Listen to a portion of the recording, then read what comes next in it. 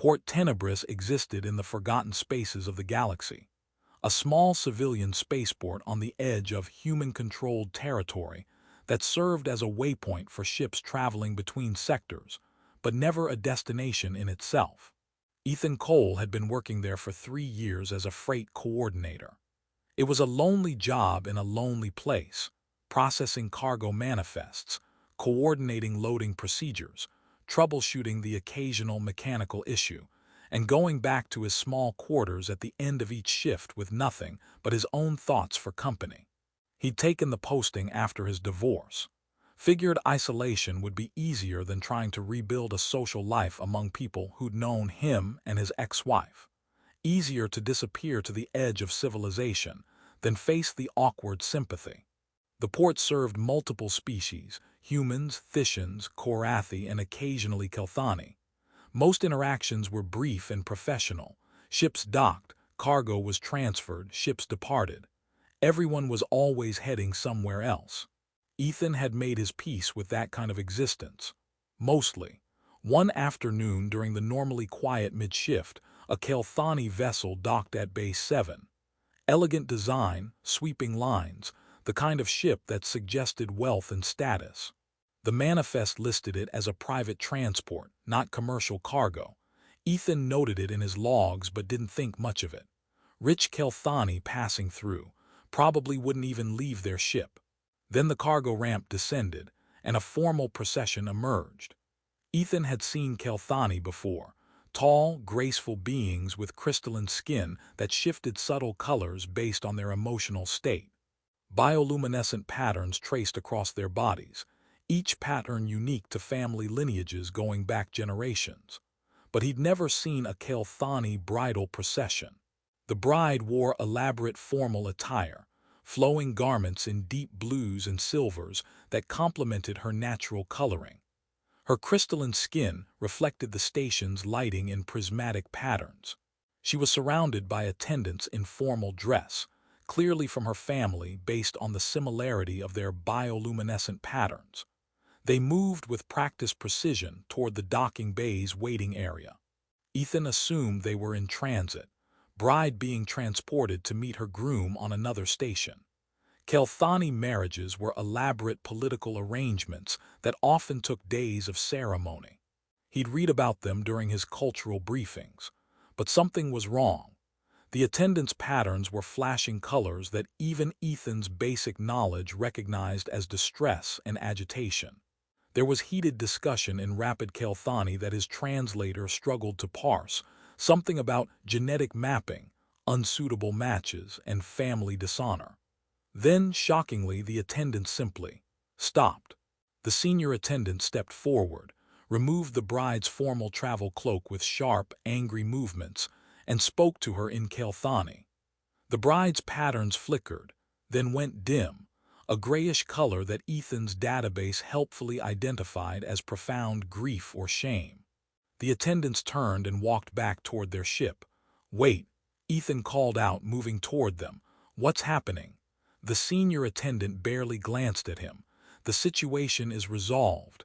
This is no longer our concern." "What situation? You can't just leave someone here."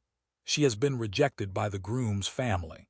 They received her full genetic lineage documentation and determined she carries unsuitable markers. The marriage contract is void. She brings shame to House Velsara. We return home without her." "You're abandoning her. Here, she doesn't have. She is unwanted. That is her circumstance now, not ours. We have fulfilled our obligation by transporting her this far. What happens to her from this point is no longer House Velsara's responsibility." The attendant turned away, dismissing him. The group reboarded their ship. Within minutes, the elegant vessel was sealed and initiating departure procedures. Ethan stood stunned as the ship lifted away, leaving the bride. He still didn't know her name. Standing alone at the docking bay in her bridal attire, her patterns that dim, devastated gray. He approached carefully. "Are you okay?" It was a stupid question. Obviously she wasn't okay. She looked at him with large crystalline eyes that seemed to hold more depth than any human eyes he'd encountered. Her translator activated with a faint chime. I am unharmed physically. Her voice was quiet, controlled despite what must be emotional devastation. I have been rejected. The groom's family determined my genetic lineage contains unsuitable markers. The marriage contract is dissolved. My family will not take me back. I have brought them too much shame. I have nowhere to go. There has to be someone, some kind of authority that handles situations like this. I am not abandoned. I am rejected. There is an important legal distinction in Kael'thani law. Abandoned persons have claim to assistance and support.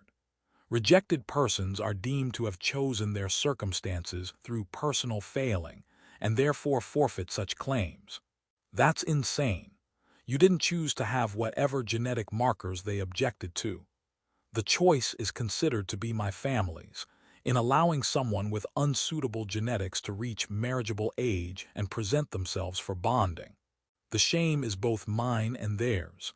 They have disowned me. I am no longer part of House Velsara. She spoke so calmly, like she'd accepted this fate already. That bothered Ethan more than if she'd been screaming or crying. What will you do? I will find work somewhere. I have training in traditional Kael'thani arts, music, ceremonial design, historical documentation. Perhaps someone will hire me despite my status as rejected bride. Eventually, I may save enough to establish some kind of independent life. Eventually. It may take years. Rejected persons are not trusted with positions of importance. I will likely start with manual labor despite my training. She looked at her elaborate bridal attire. I should find somewhere to change. This clothing is inappropriate for my new circumstances. She started to turn away. Ethan felt something crack in his chest. Loneliness recognizing loneliness maybe, or just fundamental human outrage at cruelty. Wait. She paused, looking back at him with those crystalline eyes. What if you didn't have to find work as a rejected person? What if you were married? I am rejected. There is no marriage. What if someone else married you, right now? Would that change your status? She stared at him, her patterns flickering with confusion. A rejected bride cannot simply be married to another. No Kael'thani would accept someone deemed genetically unsuitable by another family. It would bring the same questions about their own judgment. What about a human? The question hung in the air between them. You would offer to marry me out of pity. Not pity exactly. Look, I know this sounds crazy, but hear me out. Ethan ran a hand through his hair, trying to organize thoughts that were moving faster than his common sense. You were prepared to marry someone you'd never met because your families arranged it. You were willing to commit to a stranger for political or social reasons. I'm offering something similar, but I'm offering you choice. I don't understand. If you marry me, you'd have legal status under Galactic Union law. Married persons have different protections than rejected persons. You'd have access to resources, to my quarters here on the station, to legal advocacy. You wouldn't be rejected or abandoned, you'd be married. This is absurd. You don't know me. I don't know you. We're not even the same species. Interspecies marriages are legal under Galactic Union law. I looked it up when Kael'thani started using this port regularly, just curiosity about legal frameworks. There's no genetic compatibility requirement for legal marriage, just consent from both parties. Why would you do this? What do you gain? Ethan took a breath. Honestly, I'm lonely. I've been alone on this station for 3 years. I had a marriage before that failed. I'm not looking for romance or love, I gave up on that. But having someone to share space with, to talk to occasionally, to not be completely isolated, that would be something. And you'd get legal status, protection, and a way forward that doesn't involve years of manual labor for being rejected for something that isn't your fault. Her patterns cycled through colors he couldn't interpret, too complex for his basic database. You would accept this based on mutual benefit, a transactional marriage. Call it whatever works for you. I'm offering partnership without judgment. You decide if that's worth accepting. She looked at her bridal attire again at the empty docking bay where her family had left her. What is your name? Ethan Cole, and yours? Lyssa Velsara. She paused. Though I no longer have legitimate claim to the family name. Then it would be Lyssa Cole if you accept. Will you marry me, Lyssa? She was quiet for so long that Ethan thought she'd refuse. Then, yes, I accept your proposal, Ethan Cole. Relief and terror hit him simultaneously. Okay, good. Right, so, how do we actually do this? Do we need an efficient paperwork? Kael'thani marriages require the rite of binding, specific ceremonies with witnesses from both families, but we have no families willing to participate. Human marriages are simpler.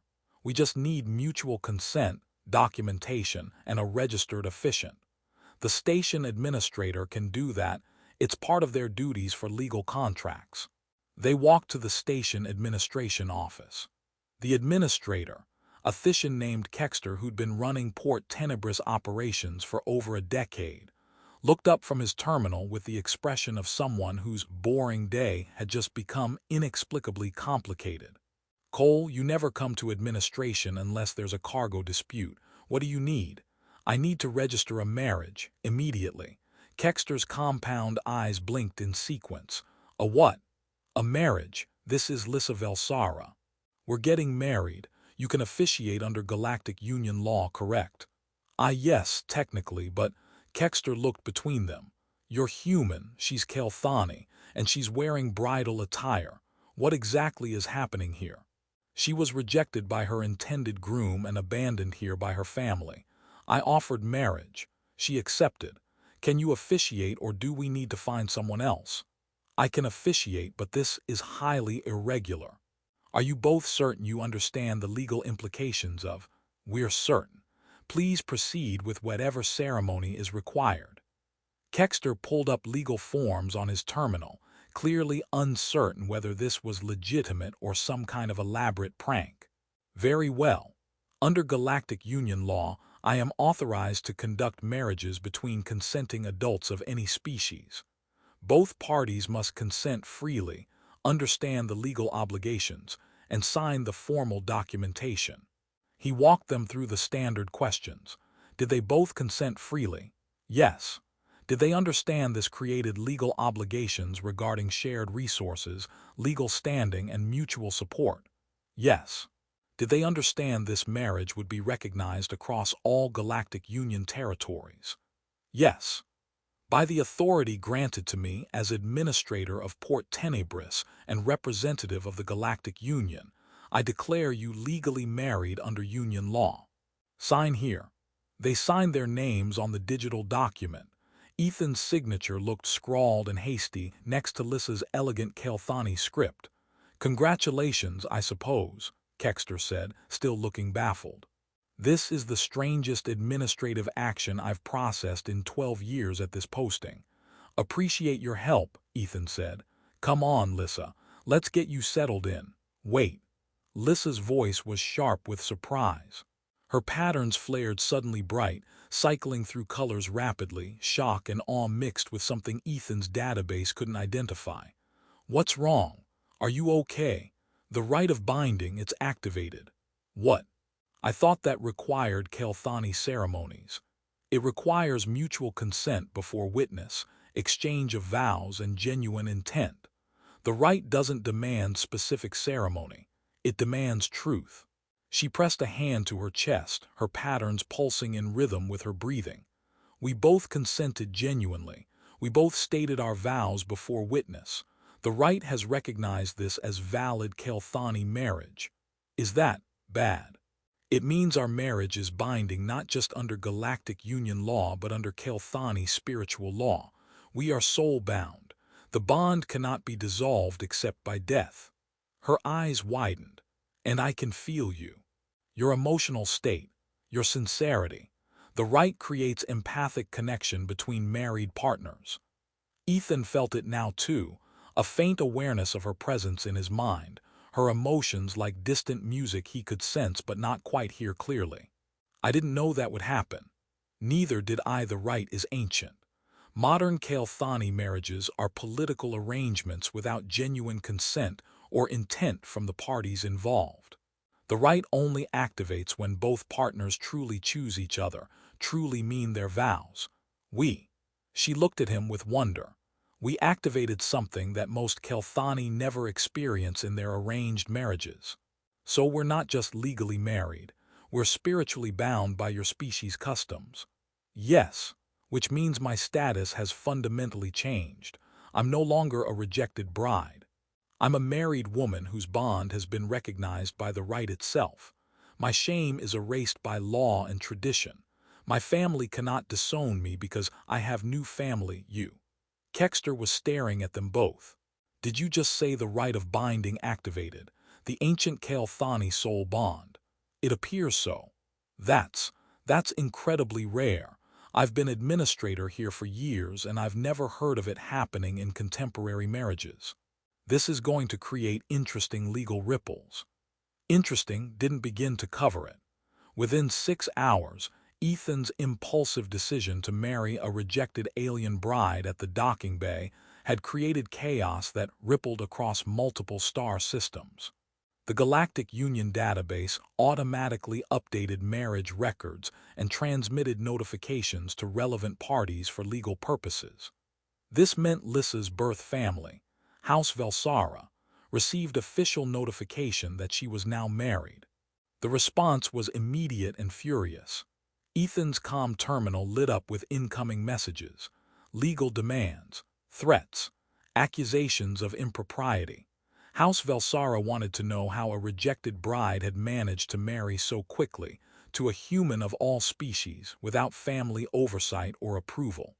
The groom's family, House Kael'thani, who'd rejected Lyssa, also received notification. Their response was equally outraged but for different reasons. A Kael'thani bride represented significant political and social currency. They'd rejected Lyssa, yes, but that didn't mean they wanted her to immediately become someone else's asset. Multiple Kael'thani legal authorities started making inquiries to Port Tenebris. Was this marriage legitimate? Had proper procedures been followed? Could it be challenged? Kexter fielded the inquiries with increasing exasperation. Yes, it's legitimate. Yes, proper procedures were followed under Galactic Union law. No, it cannot be challenged. Both parties consented freely, and apparently the Rite of Binding has activated, which your own laws consider sacred and absolute. That last part shut down a lot of the challenges. The Rite of Binding was ancient, revered in Kael'thani culture. If it had genuinely activated, the marriage was considered blessed by their oldest traditions. Challenging it would be sacrilege, but it didn't stop the personal inquiries. Ethan's first direct contact with Lyssa's birth family came 3 days after the marriage. A formal communication requesting a meeting, delivered in the coldest possible diplomatic language. "Do you want to see them?" he asked Lyssa. After everything they did, they were in his quarters, now their quarters trying to establish some kind of routine. She'd taken the smaller bedroom for privacy. They'd set up a schedule for shared spaces. It was awkward but manageable. They're my family. Despite everything, I was raised in House Velsara for 24 standard years. I should probably meet with them. With you, if you're willing. I'm not letting you face them alone. The meeting was held in one of Port Tenebris's formal conference rooms. House Velsara sent 3 representatives, Lyssa's mother, a senior family advisor, and a legal specialist. All 3 radiated disapproval the moment they saw Ethan. Lyssa's mother, Sarath Velsara, spoke first, her patterns flickering with barely controlled anger. "This is unconscionable. You were supposed to bear your shame quietly, perhaps find work in some distant location where your disgrace wouldn't reflect on the family. Instead, you've married." Her patterns flashed with disgust, "a human. Without family approval or proper ceremony. I married someone who offered me partnership when my own family abandoned me with no resources or support," Lyssa replied, her voice steady despite the empathic bond letting Ethan feel her anxiety.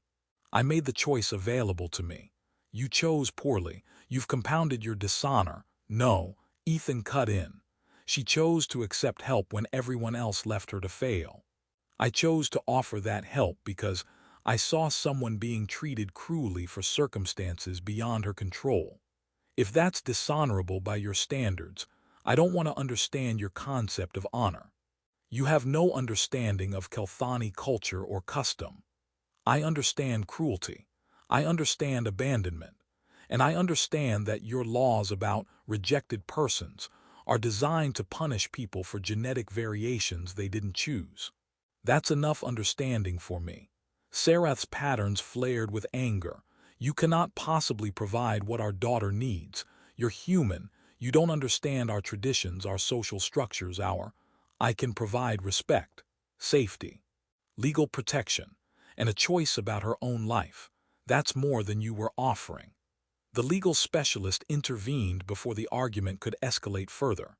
The marriage is legally binding under both Galactic Union law and, apparently, Kael'thani spiritual law through the Rite of Binding. We cannot challenge it without significant legal and social complications. However, we wish to discuss the terms. There are no terms, Ethan said flatly. This isn't a negotiation. Lyssa is my wife. We're building a life together. What you think about that is irrelevant. She is still part of House Velsara by birth. You disowned her. She has no legal connection to your house anymore. The marriage changes that. She regains her family connection through being properly married, to me, not to you. Her legal family is now me and any family I have. You gave up your claims when you abandoned her. The meeting deteriorated from there. Eventually, House Velsara's representatives left, threatening legal action they couldn't actually pursue and making vague statements about family honor. After they left, Lyssa sat down heavily. Through the bond, Ethan felt her exhaustion and relief mixed together. Thank you for defending me. You didn't have to. Yes, I did. They treated you like property that had become inconvenient. I'm not going to pretend that's acceptable. They're not wrong that this marriage is unusual, rushed, built on desperation rather than proper foundations. Maybe, but we're making it work. That's what matters. Over the following weeks, they developed routines. Lyssa helped with Ethan's administrative work. She was organized, detail-oriented, good with complex documentation. He taught her about human customs, showed her entertainment from Earth, introduced her to foods his species enjoyed. They cooked together, combining Kael'thani and human recipes with varying degrees of success. They talked endlessly about their pasts, their cultures, what they wanted from life. The empathic bond made certain things impossible to hide. Lyssa felt when Ethan was lonely or sad.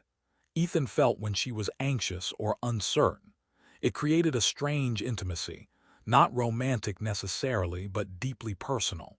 I was married before, Ethan told her one evening, sharing something he hadn't planned to discuss. Divorced 3 years ago.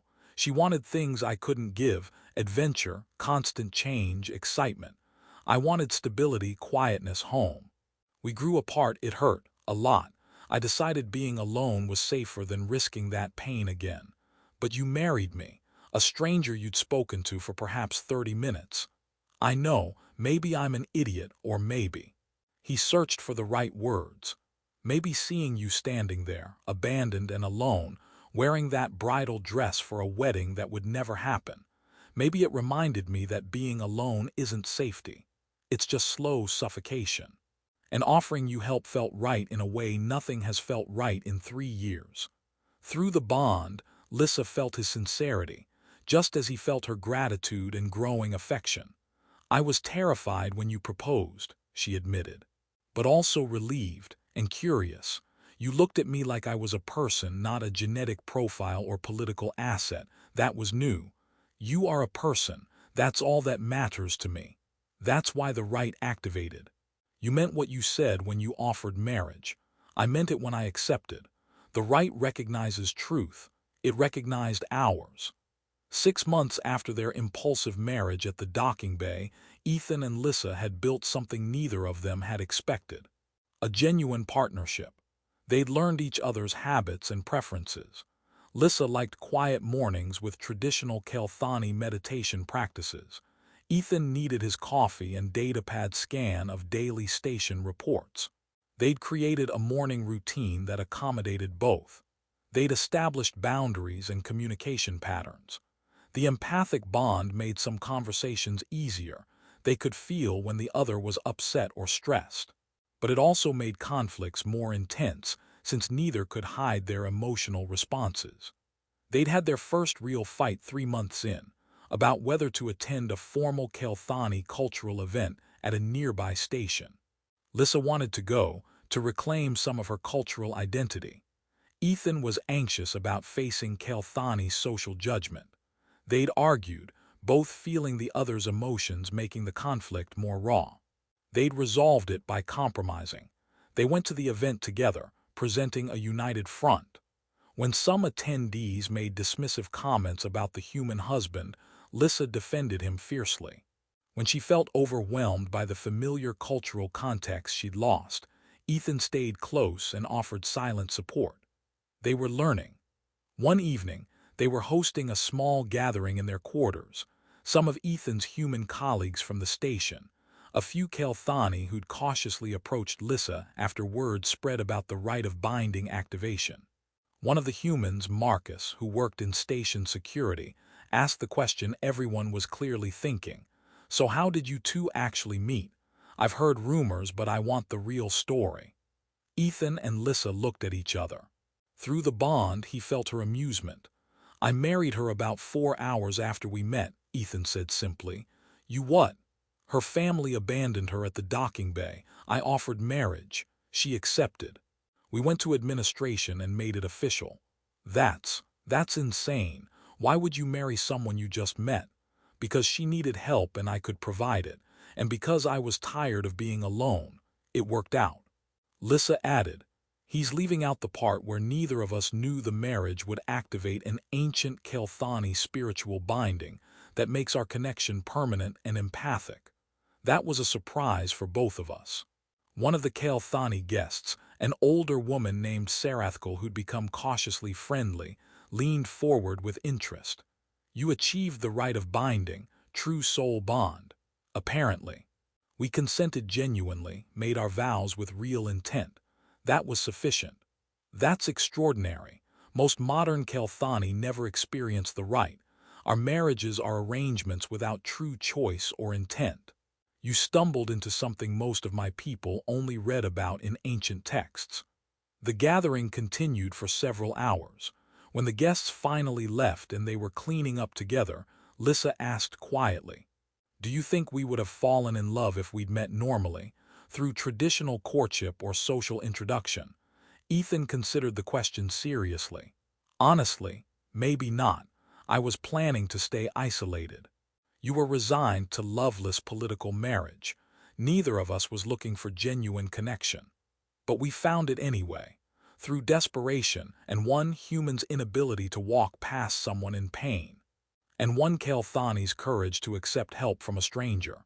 Through the bond, Ethan felt what Lyssa was feeling: contentment, affection, gratitude. He knew she could feel the same from him. "For what it's worth," he said, "I'm glad you said yes when I asked. For what it's worth, I'm glad you asked." She smiled, an expression she'd learned from him, still slightly awkward on Kael'thani features. "I was prepared to marry a stranger for political reasons. I never imagined I'd marry a stranger for kindness and end up with something real." "With what?" "With love. Actual love. Built slowly from gratitude and trust and shared loneliness healing together." Ethan felt the truth of her words through the bond, and felt his own matching truth. He loved her, not because of the binding or the legal obligation, but because she was brilliant and resilient and had chosen to build a life with him despite everything. "I love you too," he said simply. Through the bond, they felt each other's joy at the words finally being spoken. A year after their marriage, House Velsara requested a formal meeting. Not the cold legal representatives from before, but Lyssa's mother and father in person. They met in the same conference room where the first contentious meeting had occurred. Sarath and Thalen Velsara looked older than their previous representatives, tired. Their patterns showed colors that suggested regret. "We came to apologize," Sarath said, the words clearly difficult, "and to ask forgiveness for how we treated our daughter." Lyssa's patterns flickered with surprise. Ethan felt her emotional shock through the bond. "What changed?" Lyssa asked.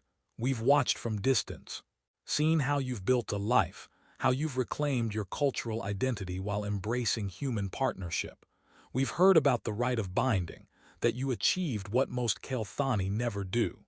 Sarath's patterns pulsed with shame. "We treated you as commodity that had become defective. We didn't see you as our daughter, as a person with worth beyond genetic markers. That was wrong."